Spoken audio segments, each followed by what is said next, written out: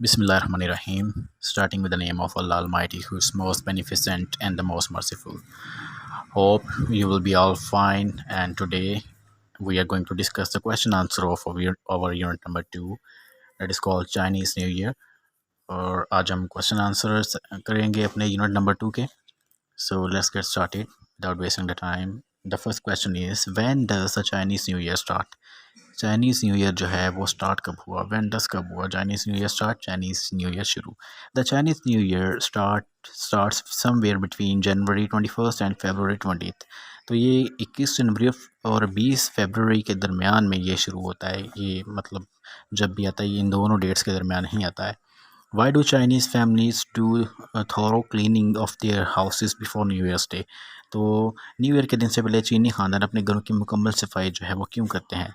They do thorough cleaning of their houses before New Year's Day to clean out any bad luck from their previous year.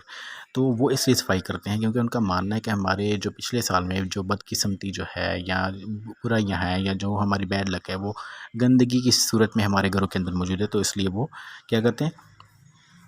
And to make the house ready to welcome good luck for the coming year. तो एक तो वो गंदगी को बाहर निकालेंगे अपनी बदकिस्मतियों के साथ, दूसरा वो अगले साल को स्प्रिंग के साथ बाहर के साथ वेलकम करेंगे.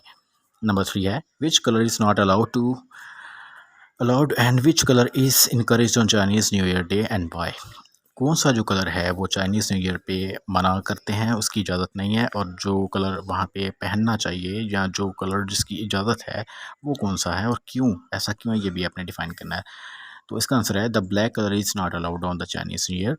ब्लैक कलर जो काला रंग है, वो स्याह रंग जो है वो चाइनीज़ न्यू ईयर डे पे अलाउड नहीं है. So it's associated because its association with death. क्योंकि उनके यहाँ ये समझा जाता है कि मरने पे आप काला पहनते हो, सो इस मुनासबत से खुशी के दिन पे वो ये नहीं पहन सकते हैं. Red colour is encouraged as it is associated with warding off the bad spirit. तो रेड कलर जो है वो पहनना लाजमी होता है, वो पहनना एक अच्छा समझा जाता है क्योंकि वो उनका मानना है कि ये जो रेड कलर है ये wording off the bad spirit, यानी ये बदरूहों को वार्ड ऑफ करता है, भगा देता है.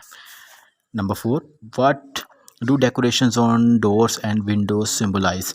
दरवाज़ों और खिड़कियों पे जो सजावटें होती हैं वो किस चीज़ की अलामत होती हैं उस दिन पर? Decorations on doors and windows symbolise luck and happiness. तो ये जो है ये खुशकिस्मती की, खुशियों की और किस्मत की अलामत समझा जाती हैं, इसलिए इनको यहाँ लगाया जाता है. What is the significance of new year's eve dinner.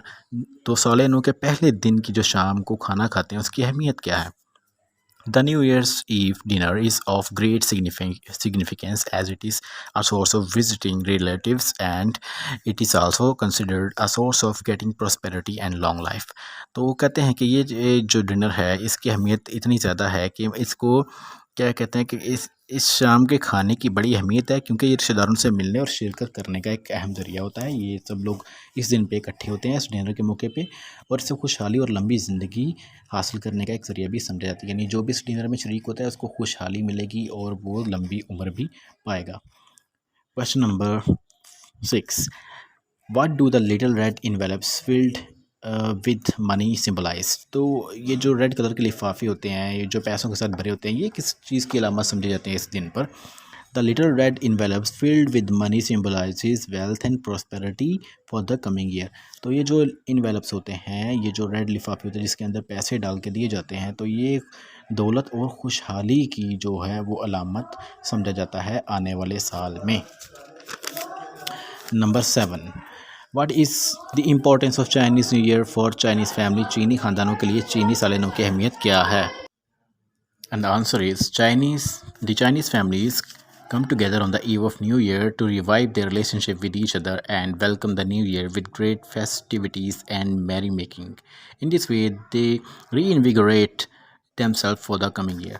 तो नए साल पर ख़ानदान जो है एक दूसरे के तल्लुकात जो है उसको असर नौ यानी शुरू से मजबूत बनाने के लिए और नए साल को खुशी के साथ और खुशियों के साथ वेलकम कहने के लिए इकट्ठे हो जाते हैं, ताकि वो मिलेंगे तो उनके जो ताल्लुकात हैं वो